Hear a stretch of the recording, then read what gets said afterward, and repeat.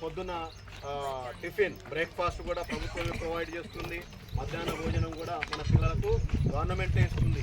మరి ఎన్ని సౌకర్యాలు ఉన్నటువంటి మన ప్రభుత్వ పాఠశాలలను మనం ఏం చేయాలి? తప్పకుండా కాపాడుకోవాల్సినటువంటి బాధ్యత మనందరి మీద ఉంటుంది. ఇక లేదు అక్కడేం చెప్తారు ఇక్కడేం చెప్తారు మేము ప్రైవేట్కి పంపిస్తాము అంటే కొన్ని రోజుల్లో రాబోయేటువంటి కొన్ని రోజుల్లో మన ప్రభుత్వ పాఠశాలలు ఉండయి. అప్పుడు వాళ్ళు ఏం చేస్తారు? ఫీజు చాలా పెంచేస్తారు. అప్పుడు మనం చాలా కష్టపడి మన పిల్లల్ని చదివించుకోవాల్సినటువంటి అవసరం ఏర్పడుతుంది. అట్లనే మళ్ళీ పోరాటం చేయాలి. మాకొద్దు ఈ ప్రైవేట్ పాఠశాలలు, ప్రభుత్వ పాఠశాలలే కావాలంటాం. ఉన్నదాన్ని ఆడి చేసుకొని మళ్ళీ ఏమంటావు మాకు ప్రభుత్వ పాఠశాలలు పెట్టండి అనేటువంటి రోజులు వస్తుంది. కాబట్టి అట్లాంటి రోజులు రాకుండా ఉండాలంటే మన చక్కని పాఠశాల మీరు చూడండి. ఇంత మంచి స్కూలు 7 ఉండదు జరాబాద్. మీరు చూడండి ఇట్లాంటి స్కూల్ మీరు చూపెట్టండి, ఒక్కటి మీరు అడ్మిషన్ చేపించకండి. కానీ మనం ఏం చేస్తున్నాము? మన పిల్లలకి చిన్న చిన్న రూములు, అక్కడ ఫ్యాన్ ఉండదు, పిల్లల కుక్క వేడి అవుతుంటుంది. కానీ దాన్నే మనము ఆకర్షితులమై అక్కడ చేర్పించి తర్వాత పిల్లలకి బస్సులో పంపించి పొద్దున సాయంత్రం వస్తారు. పాపం పిల్లలు ఎంత అలసిపోతారు.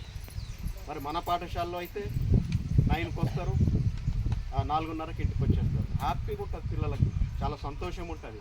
మరి అట్లాంటి ఫెసిలిటీని అన్నీ కోల్పోయి మనం ఏదో సాధించాలి అనేటువంటి దాంతో మన పిల్లల్ని ఏం చేస్తున్నాం? ప్రైవేట్ పాఠశాలలో వేసి ఫీజులు ఫీజులు కడతామో లేదో మళ్ళీ ఫీజులు అంటాం. మళ్ళీ కొన్ని రోజులు అవుతుంది మళ్ళీ ఫీజు. ఎప్పటికీ మనం ఫీజులు అనేటువంటి దాంతో ఆ సంవత్సరం అంతా గడిచిపోతుంది. ఫీజు కట్టలేదనుకో నిలబెడతారు, పిల్లలకి పరీక్షలు రాయనివ్వరు. మరి అవన్నీ కూడా అవస్థలు ఉంటాయి. అట్లా జరగకుండా ఉండాలంటే మన పాఠశాలలో చేర్పించండి. ఇంగ్లీష్ మీడియం స్కూలు, మంచి టీచర్స్ ఉన్నారు. మొత్తం మన స్కూల్లో దాదాపు 2 స్కూల్లో కలిపితే 22 మంది ఉపాధ్యాయులు ఉన్నారు. 22 మెంబర్స్. మరి ప్రతి సబ్జెక్ట్ టీచర్స్ ఉన్నారు. ఇక్కడ పిల్లలు లేరని చెప్పి 4 టీచర్స్ని తీసేసి వేరే స్కూల్కి పంపించారు డిప్యుటేషన్ మీద. మరి ఇట్లనే చేస్తే ఇక్కడ ఉన్న టీచర్లు అందరు పోతారు, స్కూల్ కూడా మూతపడే అవకాశం ఉంటుంది.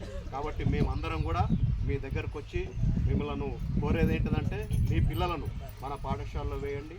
మీ పిల్లల భవిష్యత్తు చదువు ఖచ్చితంగా వస్తుంది అని చెప్పి మీకు మేము హామీ ఇస్తున్నాం. ఒకవేళ అట్లా రాలేదంటూ మాకు అడగండి.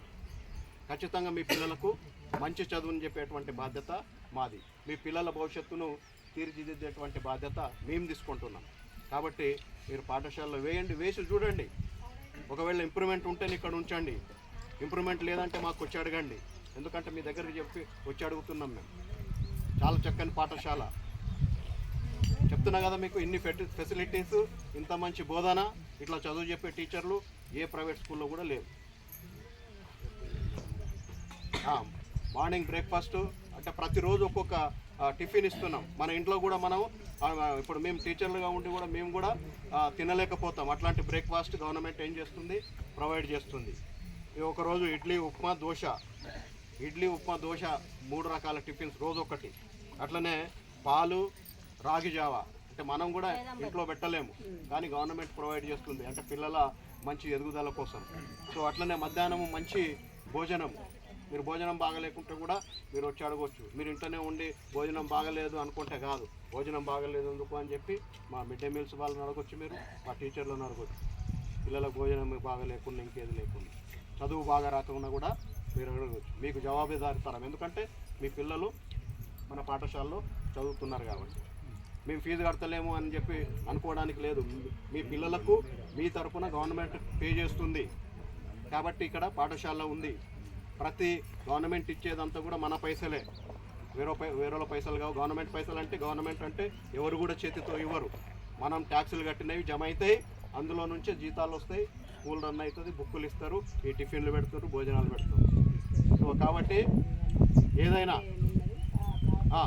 అమ్మ తర్వాత చూడండి, ఈ రకమైన ఫెసిలిటీస్ని మనం వదులుకోకుండా మన ప్రభుత్వ పాఠశాలలను ఏం చేయాలంటే బలోపేతం చేసుకోవాలి. అప్పుడే మనకేమవుతుంది, విద్య అనేటువంటిది చదువు అందుబాటులో ఉంటుంది. లేదంటే కొన్ని రోజుల్లో చదువు అందుబాటులో లేకుండా పోతుంది. కాబట్టి దీన్ని దృష్టిలో ఉంచుకొని అందరూ కూడా, గ్రామ ప్రజలందరూ కూడా మీ పిల్లలను మన పాఠశాలలో చేర్పించండి.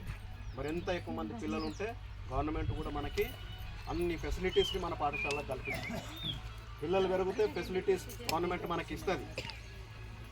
మరి మన పిల్లలకి మంచి చదువు మన ఊరిలోనే దొరుకుతుంది. చూడండి వేరే మన ఊరికి దాదాపు